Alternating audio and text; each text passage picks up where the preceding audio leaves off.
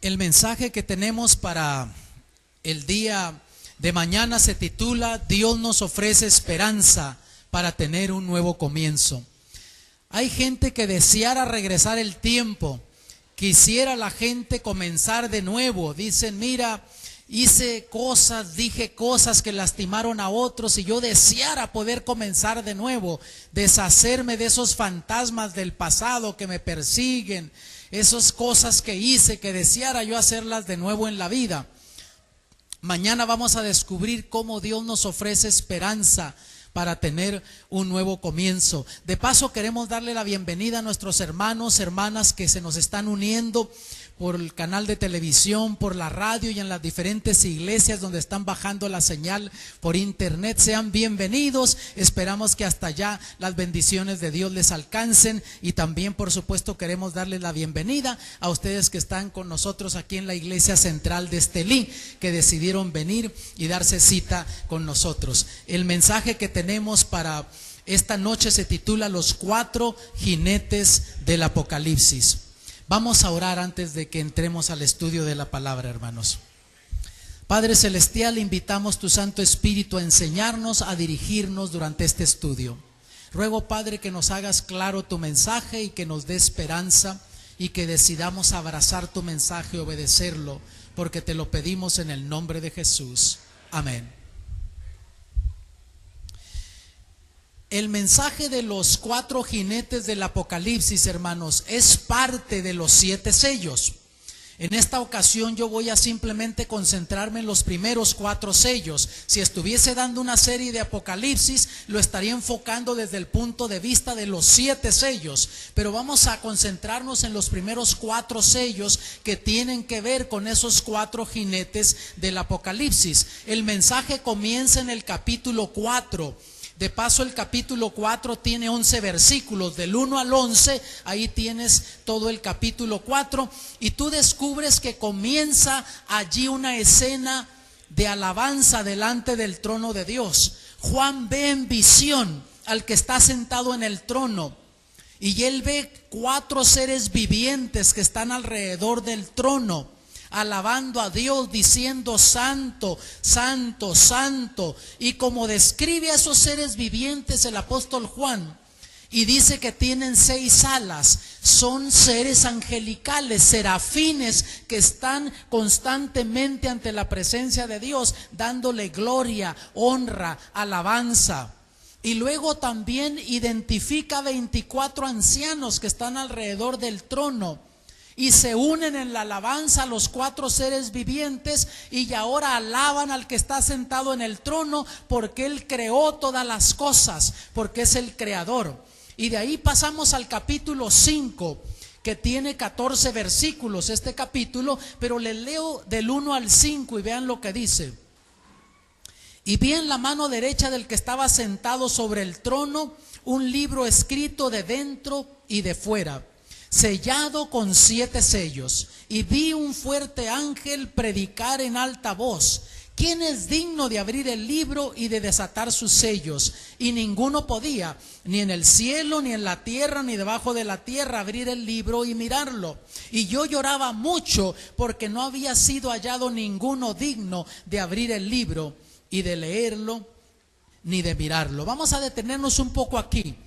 Vean que en esa escena de alabanza en el trono, de repente Juan identifica que en la mano derecha el que está sentado en el trono tiene un libro, sí, un pergamino, y tiene 7 sellos, ese pergamino.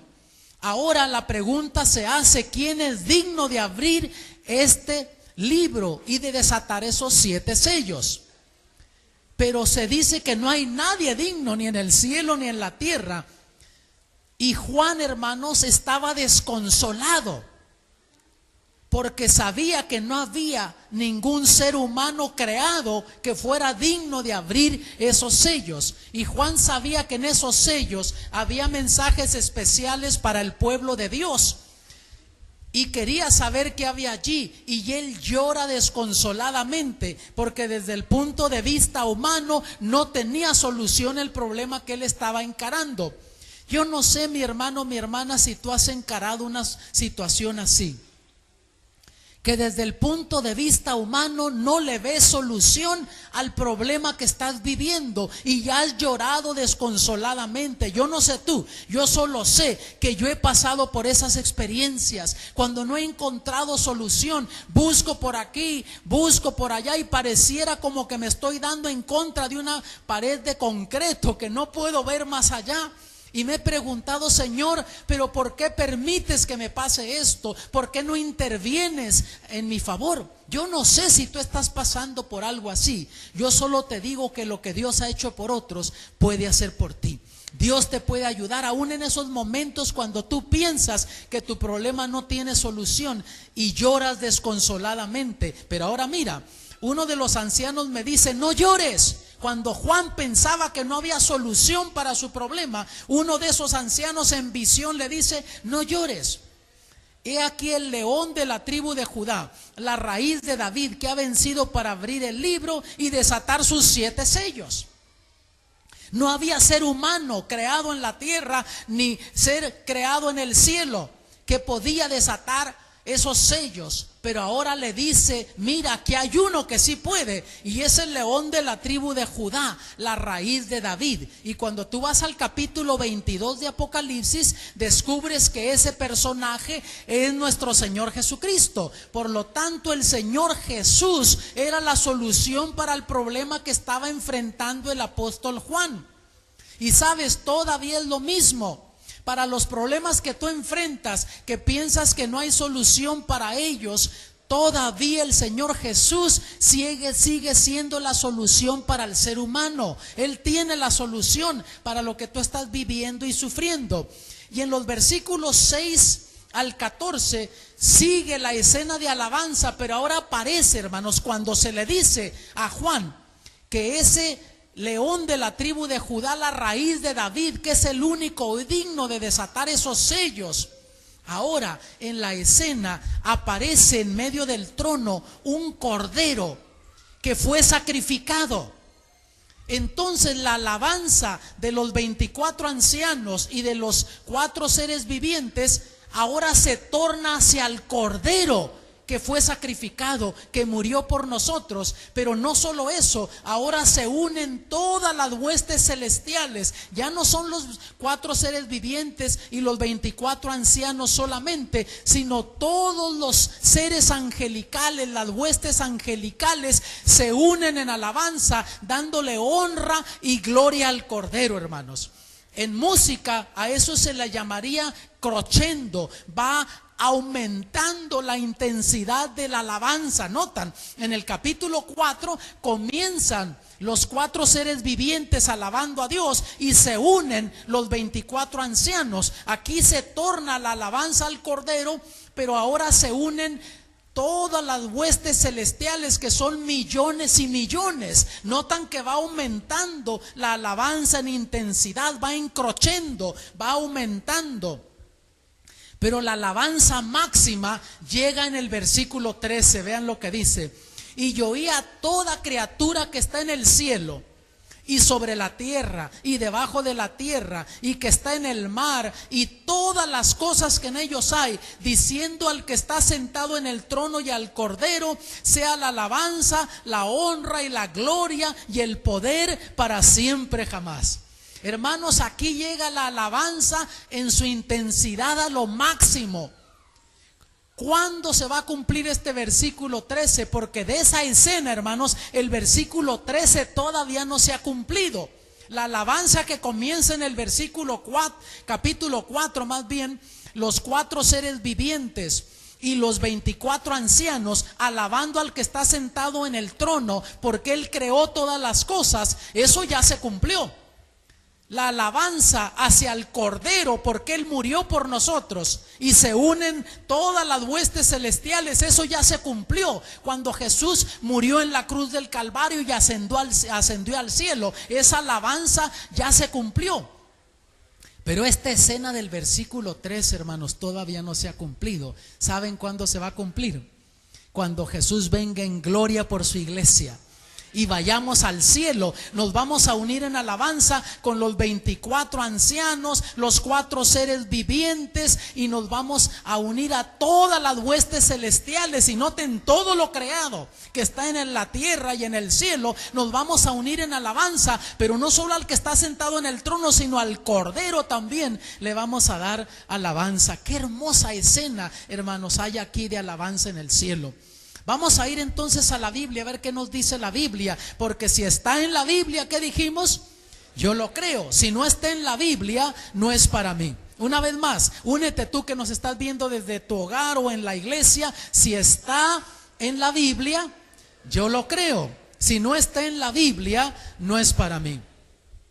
Entonces ya en el capítulo 6 se comienzan a desatar los sellos, y se desata el primer sello, y vean lo que dice, versículos 1 y 2. Y miré cuando el Cordero abrió uno de los sellos, y oía uno de los 4 animales diciendo como con una voz de trueno: ven y ve. Y miré, y ya aquí un caballo blanco, y el que estaba sentado encima de él tenía un arco, y le fue dada una corona, y salió victorioso para que también venciese. Por lo tanto vemos, hermanos, que se abre el primer sello y sale un caballo blanco, y el que está sentado en el caballo también vestido de blanco con un arco, y salió victorioso venciendo. El apóstol Juan entendía esta terminología, porque el libro de Apocalipsis, hermanos, si yo les estuviese dando una serie de Apocalipsis, les mostraría cómo el libro de Apocalipsis es un libro histórico, un libro profético, pero también es un libro de simbolismos. Y aquí se manejan muchos simbolismos, y Juan entendía estos simbolismos. En el tiempo del apóstol Juan, en el primer siglo, cuando un general romano regresaba de una grande batalla y había salido victorioso, entraba a la ciudad montado en un caballo blanco y le seguía su ejército romano, y ese era un símbolo de victoria. Y aquí, hermanos, por medio de los sellos, Dios le estaba mostrando a Juan, y por ende también a nosotros, a su iglesia en la historia, la progresión, el avanzar de la iglesia cristiana en la historia. Y en el primer siglo, cuando se estableció la iglesia cristiana, con este simbolismo, Dios le estaba mostrando a Juan que la iglesia viviría una fe vencedora, una fe victoriosa. Y vemos que así sucedió, hermanos. En el primer siglo vemos que la iglesia tiene un crecimiento explosivo. De paso, 50 días después de que murió el Señor Jesús en la cruz del Calvario, solamente 120 discípulos se identificaban con el Señor Jesús. Pero cuando desciende el Espíritu Santo sobre Pedro y los apóstoles, y en esa fiesta que se celebraba 50 días después de la Pascua, que era la fiesta de Pentecostés, movido por el Espíritu de Dios, Pedro le predica a las multitudes que habían venido a esa fiesta, y la Biblia nos dice que como 3,000 personas se bautizaron y se unieron al cristianismo. La iglesia crece de 120 a más de 3,000. Iba teniendo una fe vencedora, teniendo victorias. Y en Hechos 2:47 vean que dice: alabando a Dios y teniendo gracia con todo el pueblo, y el Señor añadía cada día a la iglesia los que habían de ser salvos. Día con día la gente se iba agregando a la iglesia seguía avanzando victoriosamente. Hechos 5:14, y los que creían en el Señor se aumentaban más, gran número así de hombres como de mujeres.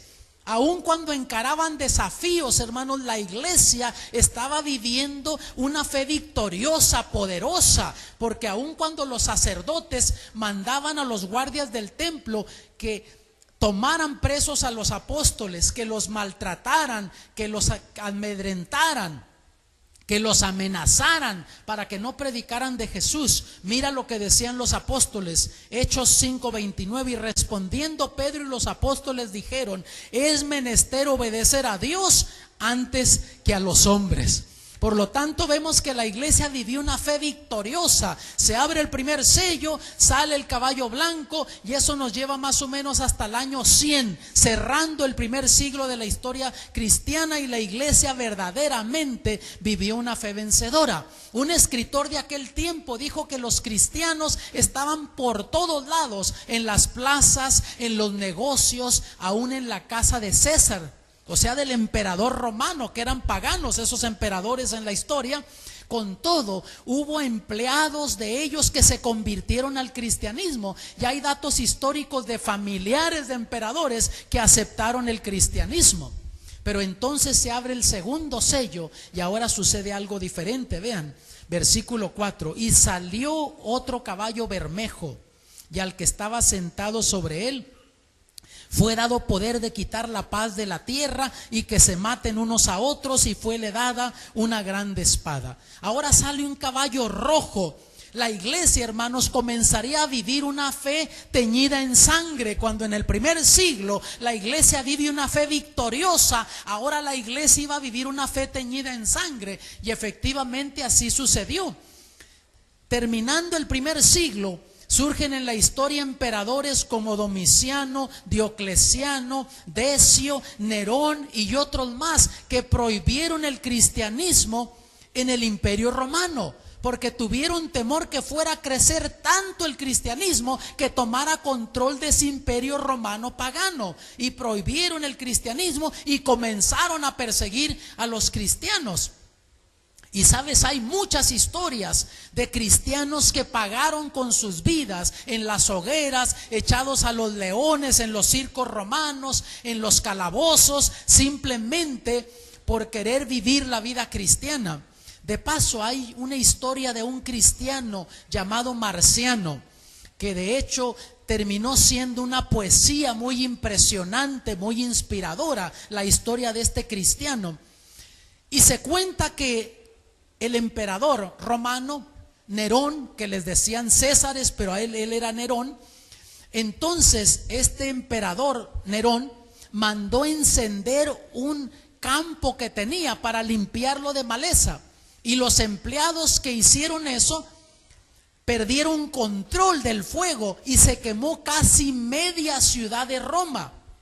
Y este emperador romano aprovechó esta ocasión, ese suceso, para culpar a los cristianos y perseguirlos más acérrimamente, y dijo que los cristianos eran los que habían quemado a Roma, y comenzaron como nunca antes a hacer persecuciones acérrimas en contra de los cristianos. Y les leo un poquito nada más de esta impresionante poesía. Cuando Marciano es llevado delante de Nerón, de César, ahí en el circo romano, él dijo: César, miente quien afirma que a Roma he sido yo quien prendió fuego. Mas si mi delito es ser cristiano, haces bien en matarme, porque es cierto, creo en Jesús y practico su doctrina. Y la prueba mejor de que en él creo es que en vez de odiarte, te perdono, y al morir por mi fe, muero tranquilo. Y la poesía sigue relatando lo que sucedió, que cuando soltaron esa fiera hambrienta, ese león hambriento, comenzó a dirigirse hasta donde estaba Marciano, y Marciano, en vez de estar asustado con temor, comenzó a ver esa fiera directo a los ojos, y por momentos esa fiera titubeó al ver esa firmeza de Marciano, pero por fin venció el instinto de fiera y le cayó encima a Marciano y comenzó a devorarlo. Y en vez de estar gritando de dolor Marciano, seguía gritando: Nerón, te perdono; César, te perdono. Y la historia dice que hasta el último aliento de vida, él siguió exclamando esas palabras. Se abrió el segundo sello, salió el caballo rojo, la iglesia vivió una fe teñida en sangre y fue un largo periodo de tiempo, más de 200 años de persecución en contra de la iglesia cristiana. Eso nos llevó más o menos al año 313 después de nuestro Señor Jesucristo. Pero un escritor de ese tiempo, hermanos, dijo que los cristianos eran como semilla, donde se derramaba la sangre de un cristiano, otros se levantaban en favor del cristianismo por el testimonio de esos cristianos. Lo que el diablo quiso usar en contra de la iglesia, Dios lo tornó en bendición, hermanos, y tornó más potente, más firme a la iglesia.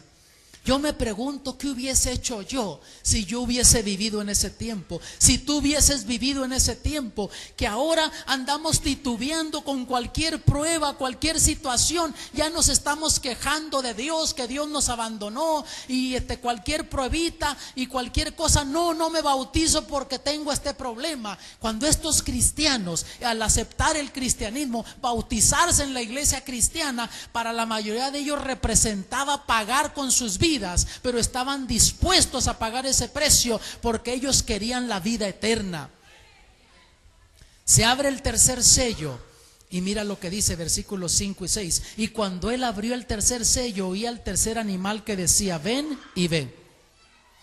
Y miré, y ya aquí un caballo negro, y el que estaba sentado encima de él tenía un peso en su mano. Y no está hablando de un peso mexicano, un peso argentino, un peso colombiano, hermanos, porque esas monedas están bien devaluadas, más o menos como el Córdoba, ¿no? No compran mucho con eso. Está hablando de una balanza.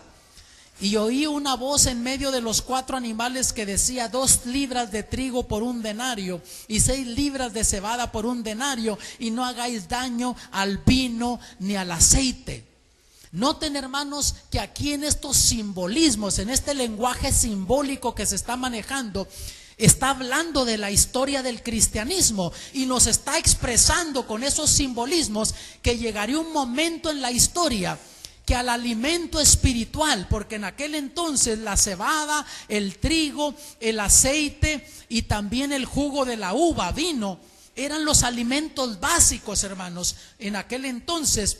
Pues como está hablando en contexto simbólico profético, está queriéndonos decir que al alimento espiritual se le iba a poner precio, y vemos que así sucedió en la historia. Vemos que aquí la iglesia ahora vive una fe comprometida, comienzan a comprometer valores y principios por los cuales cristianos en el segundo sello dieron sus vidas, murieron por la fe. Para el año 313 aparece el emperador Constantino del Imperio de Roma. Este emperador que quedó en la historia como el más sagaz de todos los emperadores. Y Constantino, hermanos, en vez de perseguir a los cristianos y tratar de deshacerse de esa religión, deshacer de la religión cristiana, como intentaron los emperadores antes que él y no lo pudieron lograr, Constantino utilizó otra estrategia. El diablo utilizó a Constantino con otra estrategia. ¿Qué fue? Él más bien le abrió las puertas al cristianismo en el Imperio Romano y hizo del cristianismo la religión oficial del Imperio Romano, que hasta entonces era la religión pagana en el Imperio Romano, pero hizo una fusión, una mezcla de religión cristiano-pagana.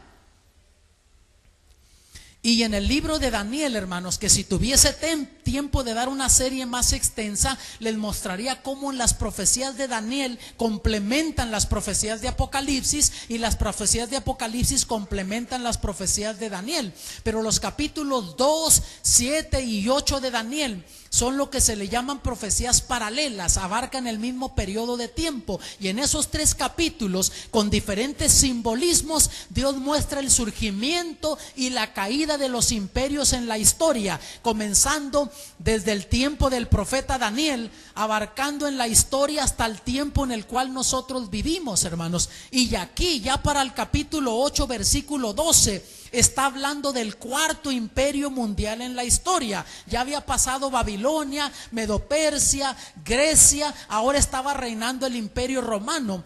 Y noten lo que dice: y echó por tierra la verdad, e hizo cuanto quiso, y sucedióle como prósperamente. al comprometer valores y principios y hacer una fusión de una religión cristiano-pagana, entonces se echó por tierra la verdad, esa verdad por las cuales murieron muchos cristianos en los siglos anteriores. Ahora se echa por tierra la verdad de Dios y prospera.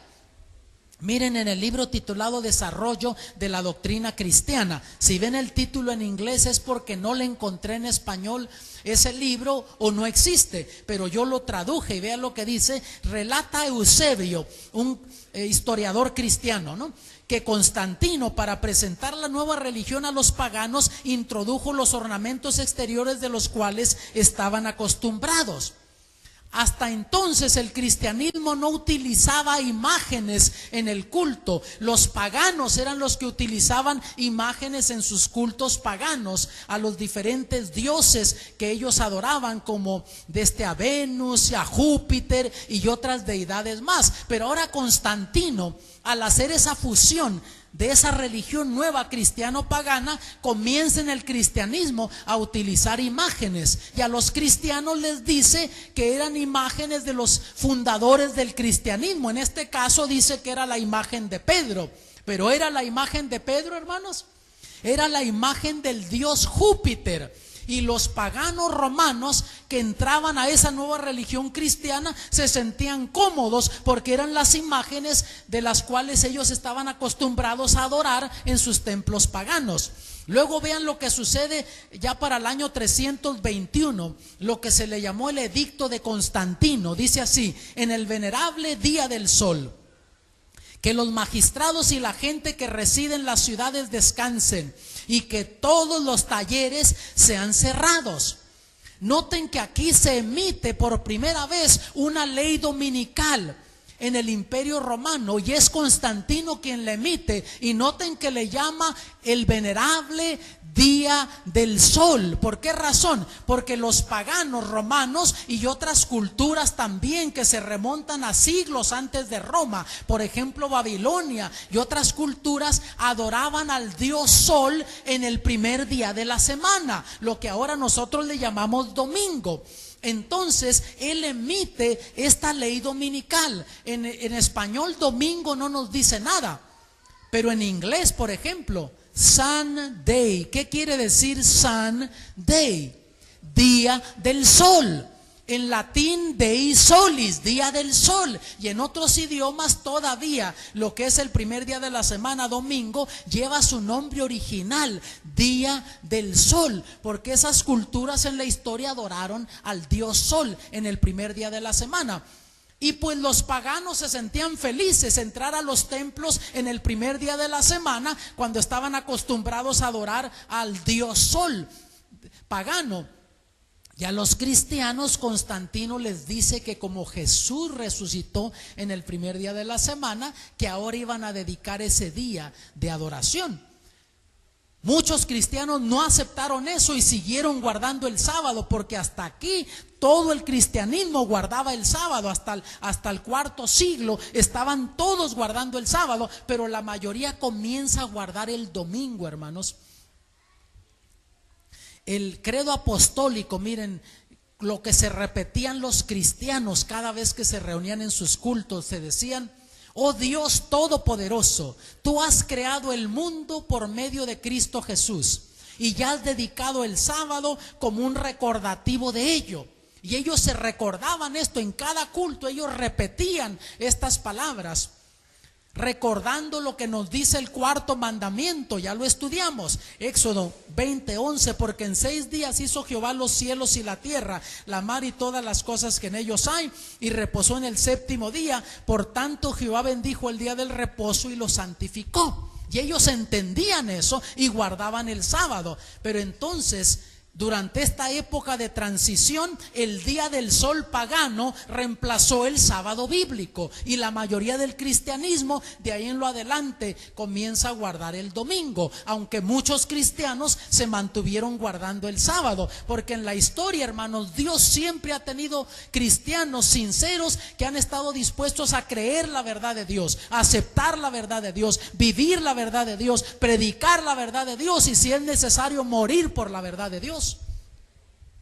Mira aquí en el libro de la historia de la iglesia oriental, dice Arturo Stanley: sus monedas de Constantino llevaban de un lado el nombre de Cristo, sobre el otro la figura del dios Sol, como si no se animara a renunciar al patrocinio de la brillante luminaria. Ahora mira en el libro una historia concisa, siglos de cristianismo. Los nuevos cristianos eran, en lo que a sus pensamientos y costumbres se refiere, los mismos paganos de siempre. Su entrada a las iglesias no eliminó el paganismo, por el contrario, gran número de paganos bautizados permitió que el paganismo diluyera la energía moral del cristianismo organizado al punto que lo tornó impotente. El hecho que esos paganos se unían a esa nueva religión cristiana no dejaban de que fueran paganos, seguían con sus mismas prácticas paganas, más bien debilitó el poder de la iglesia cristiana en ese tiempo. Se abre el tercer sello, sale el caballo negro y ahora se vive una fe comprometida, se comprometen valores y principios, y eso nos lleva más o menos hasta el año 538 de nuestra era.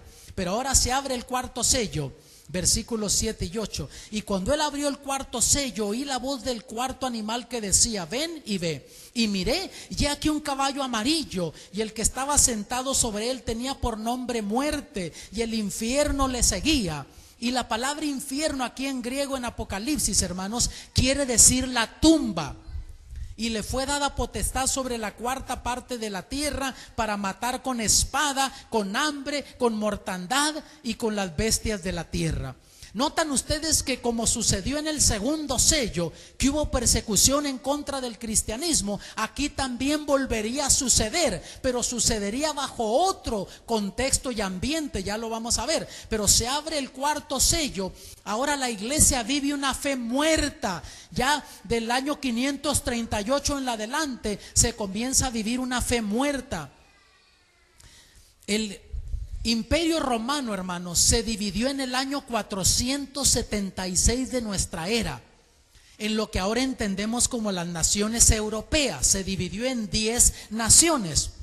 Para el año 538 pasó algo interesante, vean. Dice el libro de historia cristiana: Vigilio ascendió la silla papal en el año 538 después de Cristo bajo la protección militar de Belisario. ¿Quién era Belisario? Belisario era el general que controlaba el territorio de Italia. Se había dividido el Imperio Romano y él se quedó controlando el territorio de Italia. Pues le da todo el poder al Papa Vigilio de Roma, y así entonces sucede lo que se le llamó la unión de la iglesia y del Estado. Ahora la iglesia comienza a dictar en asuntos políticos, y el gobierno, que también era controlado por la iglesia, comienza a dictar en asuntos políticos o religiosos también, y comienza a perseguir, hermanos, a líderes religiosos que no se sometían a las enseñanzas y a las doctrinas y a las tradiciones de Roma. Aún líderes políticos fueron perseguidos por Roma por no adoptar y abrazar las enseñanzas de Roma. Y hubo cambios paulatinos. Vean, entran las tradiciones reemplazando la Biblia. Llegó un punto que la gente ya no tenía acceso a la Biblia. Hubo un momento en la historia que se prohibió que la gente tuviera la Biblia en sus hogares. Solamente los clérigos, los líderes religiosos tenían acceso a la Biblia. El laicato, la gente común, solo escuchaba lo que los líderes religiosos les decían, tradiciones y enseñanzas de hombres. Entran las penitencias para lograr la salvación. Entran las indulgencias que la gente pagaba a la iglesia, y la iglesia le daba un certificado, y con eso decía que Dios ya le había perdonado sus pecados. Como nunca antes, más imágenes se comienzan a introducir en el culto cristiano. Entra la jerarquía de la iglesia, las dogmas humanas, y se fue perdiendo la verdad de Dios. Se abre el cuarto sello, sale el caballo amarillo y se vive una fe muerta, y eso nos lleva más o menos hasta el año 1798 de nuestra era. Fue un largo periodo de tiempo, 1260 años, hermanos. Y sabes que este periodo de 1260 años se menciona en la profecía bíblica, en el libro de Daniel como en el libro de Apocalipsis, se menciona en varias ocasiones con diferentes terminologías proféticas, pero siempre hablando de ese periodo de tiempo. Y cada vez que se menciona en conexión con el surgimiento de Roma papal como poder político religioso. Pero la pregunta surge, hermanos, ¿sería pisoteada la verdad de Dios para siempre? Eventualmente la luz de la verdad de Dios penetraría la oscuridad espiritual. Mira lo que dice en Judas 1:3. Amados, por la gran solicitud que tenía de escribiros de la común salud, me ha sido necesario escribiros amonestándoos que contendáis eficazmente por la fe que ha sido una vez dada a los santos. ¿Y qué dijimos que es un santo, hermanos? Un santo no es otra cosa más que un pecador arrepentido, perdonado y justificado por Cristo Jesús. Y hubo cristianos que contendieron por esa fe, que huyeron, fueron perseguidos, pero ellos seguían manteniendo la verdad de Dios. Y ya para los años 1400 llegamos a lo que en la historia se le llamó la Edad Oscura, donde ya la verdad de Dios, generalizando como cristianismo organizado, se había perdido la verdad de Dios. Pero Dios fue levantando luces, fue levantando reformadores en la historia. Aparecen los valdenses, creyentes de la Biblia, cristianos que huyeron a las montañas del norte de Italia, al sur de Francia, al oeste de Suiza, y ahí en esas montañas se establecieron. Ahora tú vas y son museos. Yo he visitado esos lugares y encuentras villas escondidas en las montañas de los valdenses. Pedro Baldo fue un líder cristiano y se estableció ahí con otros cristianos, y ellos les enseñaban a sus hijos de la palabra de Dios. Donde era prohibido en las ciudades y en las villas, ellos aquí estaban enseñándole a sus hijos con la palabra de Dios. Les enseñaban artesanías y ellos copiaban a mano, hermanos, porciones de la Biblia, porque en los años 1400 no tenían las imprentas que ahora tenemos para imprimir libros y Biblias. Pero a mano había gente dedicada a estar copiando letra por letra, palabra por palabra, porciones de la Biblia. Y entonces, con estas artesanías que les enseñaban a los hijos de ellos, los mandaban a venderlas a las grandes ciudades y a las plazas y a las villas. Y cuando ellos vendían estas artesanías y ganaban la confianza de la gente, comenzaban a compartir estas porciones de la Escritura. Ahora conocemos. Con Juan Calvino surge la iglesia presbiteriana, y luego aparece, después de Juan Calvino, hermanos, anabatistas, predicando el bautismo bíblico, y de ahí surge lo que ahora entendemos la iglesia bautista. Porque hasta entonces todos estos otros reformadores bautizaban por aspersión, porque hasta el siglo XII todo el cristianismo, aún la iglesia católica, había estado bautizando por inmersión, como Jesús fue bautizado. Pero después del siglo XII comienzan a bautizar por aspersión. Y todos estos reformadores venían de la iglesia católica, y aunque predicaban estas verdades bíblicas, bautizaban por aspersión, rociándole un poquito de agua a las personas en la cabeza. Pero entonces anabatistas comienza a predicar el bautismo bíblico, que es por inmersión, recordando el mandato del Señor Jesús ahí en Mateo 28, 19 y 20. Por tanto, id y doctrinad a todos los gentiles, bautizándolos en el nombre del Padre, del Hijo y del Espíritu Santo, enseñándoles que guarden todas las cosas que os he mandado, y he aquí yo estoy con vosotros todos los días hasta el fin del mundo. Amén. Y ahí surge la iglesia bautista. Pero después Dios levanta otro reformador en la ciudad de Londres, en Inglaterra, que fue Juan Wesley, predicando la santidad en la vida cristiana, y de ahí surgió lo que ahora entendemos la iglesia metodista. Y Juan Wesley, hermanos, iba el domingo a la iglesia y notaba que cuando se iba a casa y regresaba para el culto de la tarde, a veces venía ya un poco atrasado y se metía por ciertos barrios que no eran los mejores de la ciudad, donde había cantinas y centros de vicios, y a veces se encontraba que miembros de su iglesia iban saliendo de esos centros de vicios y se iban a la iglesia para el culto de la tarde. A lo mejor era el anciano de la iglesia o los del jefe de diáconos que salía ahí borrachón y se iba a la iglesia. Y él comenzó a predicar que el cristiano es cristiano donde quiera que está, no solo cuando está en la iglesia. Y comenzó a predicar la santidad en la vida cristiana. Y de ahí surge, repito una vez más, la iglesia metodista de ese movimiento.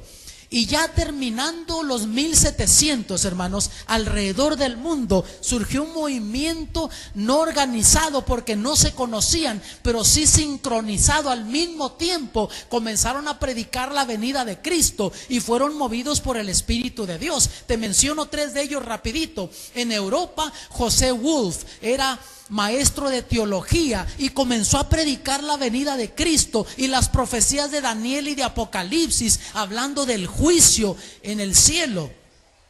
En Sudamérica aparece Juan de Lacunza, un sacerdote católico, era de este movimiento, ¿cómo se llama ese?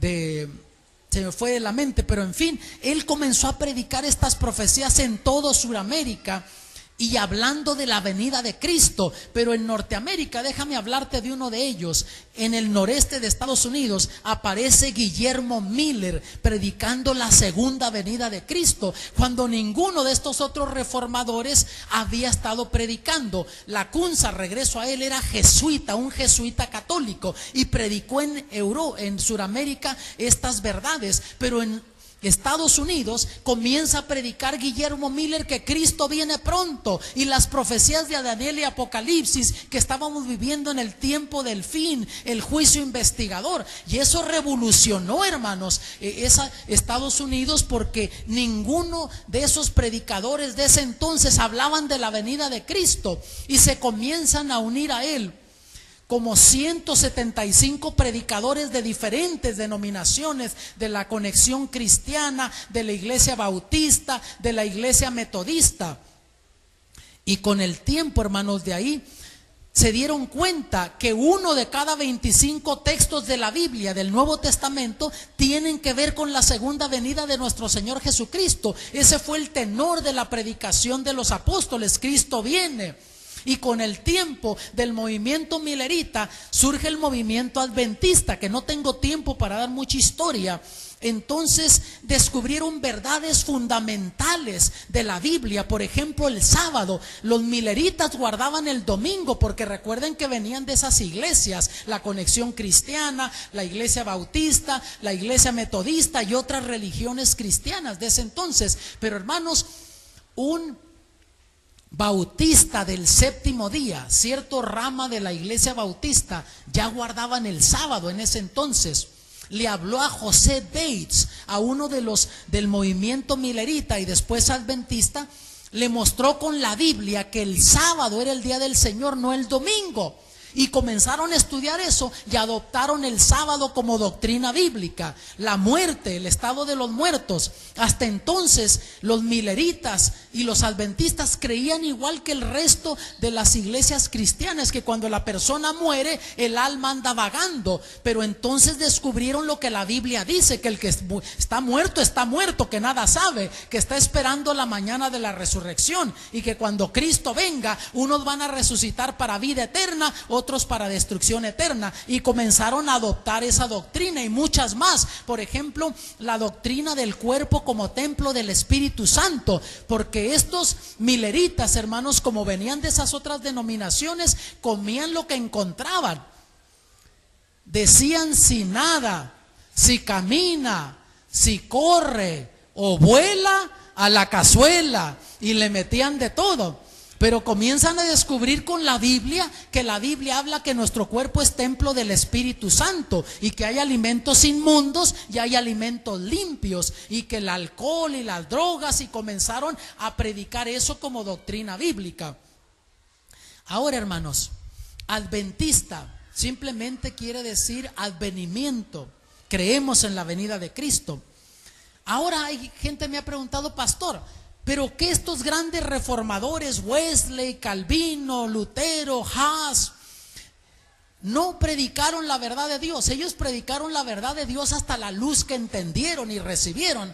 Y saben, yo me considero valdense. Les digo por qué. Porque creo en la Biblia inspirada por Dios. Me creo jusita porque creo en la obediencia a Dios y no a los hombres. Yo me considero luterano porque creo que soy salvo por gracia, por la fe. Yo me considero también presbiteriano porque yo creo en el crecimiento en la vida cristiana. Yo me considero bautista porque creo en el bautismo por inmersión, como Jesús fue bautizado y como mandó que bautizaran.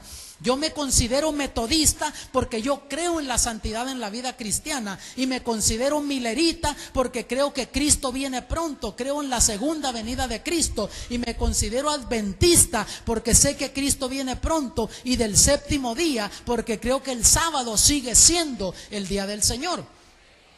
Si tú crees que Cristo viene pronto, tú que me ves desde tu hogar o en la iglesia o por la televisión o por internet o nos escuchas en el radio, tú también que estás aquí, hermano, hermana, si tú crees que Cristo viene pronto, tú eres un adventista.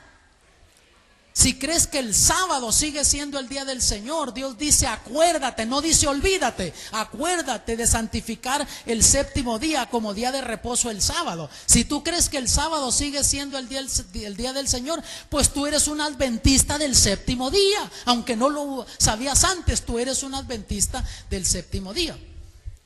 Y mira lo que Jesús dijo en Mateo 15:9: mas en vano me honran enseñando doctrinas y mandamientos de hombres. Cuando tú no sabes, Dios no te lo toma en cuenta. Pero cuando tú llegas a conocer la verdad de Dios e insistes en quedarte en esas doctrinas de hombres, simplemente porque así me enseñaron mis padres, porque ha sido la tradición de los abuelos, Jesús dice que en vano lo estás honrando. En la Biblia dice que pecado está en el que sabe hacer lo bueno y no lo hace. Cuando tú no lo sabes, Dios no te lo toma en cuenta. Nuestros padres adoraron imágenes, siguieron tradiciones de hombres, pero Dios no se los toma en cuenta. En la sinceridad de ellos, Dios por su gracia les ha de dar la vida eterna. Pero a ti y a mí, que Dios nos da oportunidad de conocer estas verdades, si insistimos en quedarnos en el error, simplemente porque así ha sido la tradición, así ha seguido mi familia, Jesús dice que en vano lo estamos honrando. Jesús dijo en Juan 14:15: si me amáis, guardad mis mandamientos. Y es por amor. Tú amas a Jesús, vas a obedecerle. Y descubres algo en la Biblia: yo no sabía esto, pero si Jesús me lo pide, yo lo voy a obedecer porque lo amo.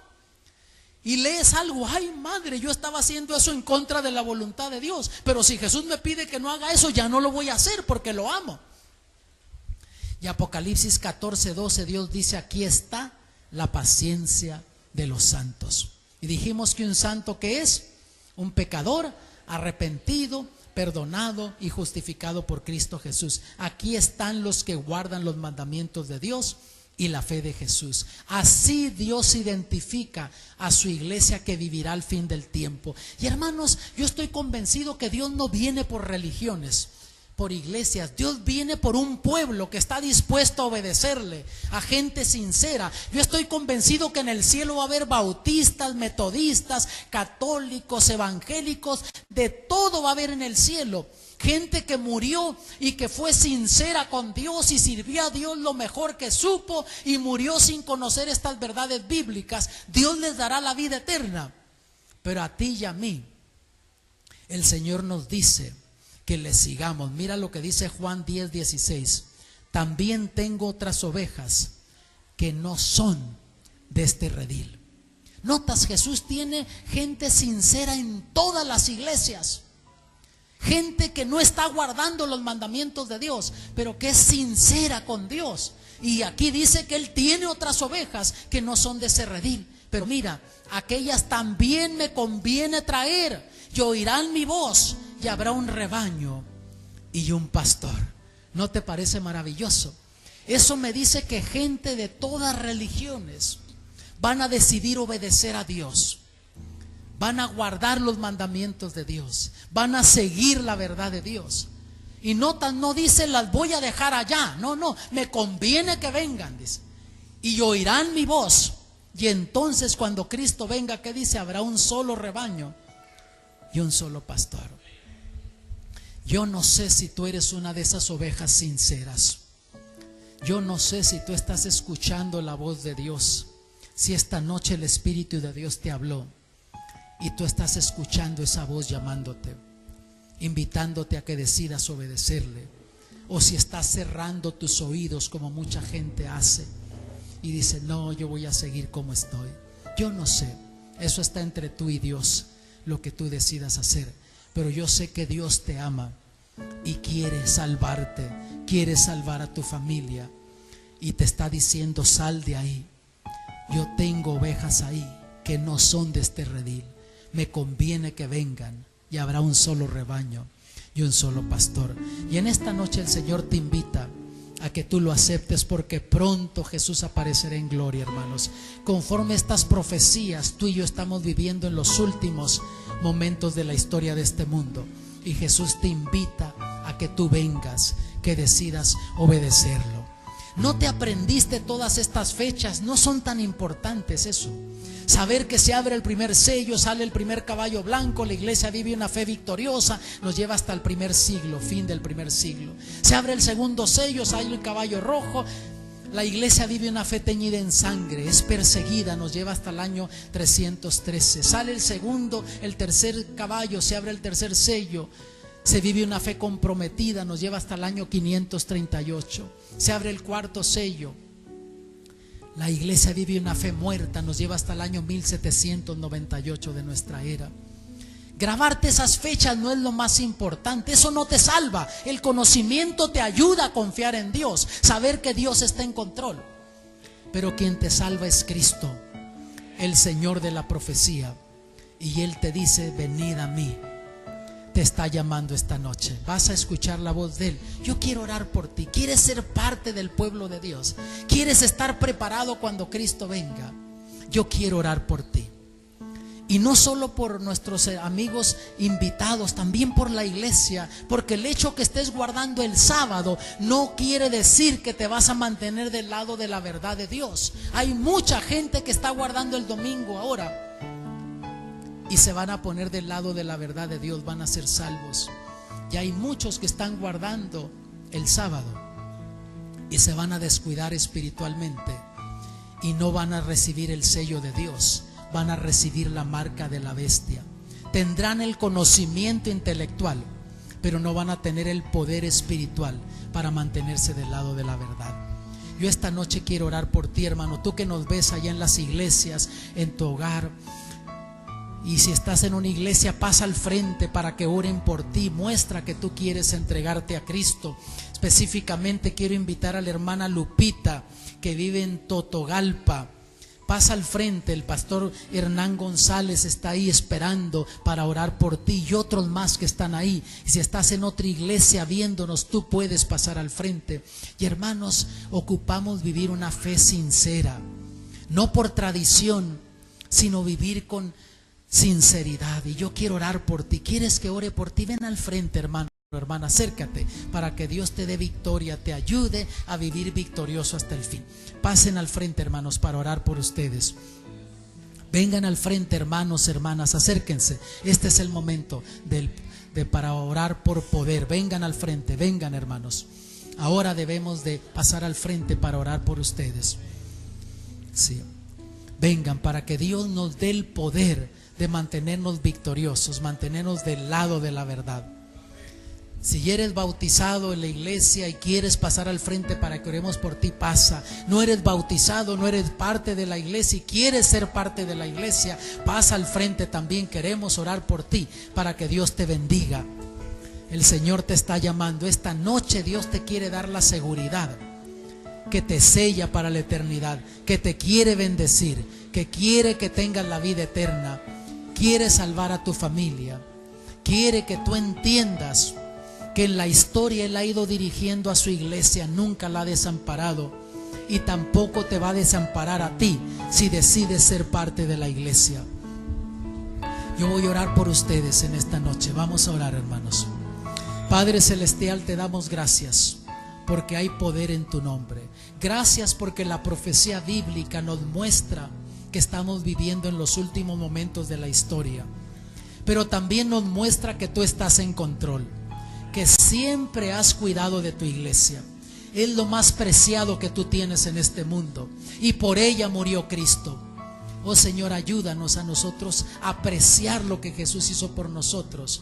Y ahora que nos dice: si me amas, guarda mis mandamientos. Ayúdanos a estar dispuestos a obedecerte, Señor. Ayúdanos a unirnos a tu iglesia que guarda los mandamientos de Dios y tiene la fe de Jesús. No guardamos los mandamientos para salvarnos, Señor, pero porque ya somos salvos en Cristo y queremos obedecerte, por eso los guardamos. Bendice a mis hermanos, los que ya estamos en la fe, Señor. Ayúdanos a seguir militando, no desanimarnos. Y aquellos que han respondido porque en sus corazones el Espíritu les llamó y saben que necesitan aceptar a Jesús, unirse a la iglesia, pues ruego que esta noche les bendigas, toques sus vidas, les des la certeza que tú les amas y que les has de salvar, en el nombre de Jesús. Amén. Hermanos, si alguno de ustedes, de los que pasaron aquí, no se han bautizado en la iglesia y desearan hacerlo, voy a pedirle aquí a nuestros hermanos que se acerquen, pasen aquí al frente para que tomen sus nombres y les den la información necesaria. Para ayúdenle al hermano aquí. Algunos de los que están aquí pueden tomar los nombres de ellos para estar orando por ustedes, ¿no? Y hermanos, les esperamos el día de mañana. Recuerden, no olviden, desde mañana un mensaje muy importante. Háblenles a sus amigos y vamos a salir escuchando el himno tema. Dios les bendiga.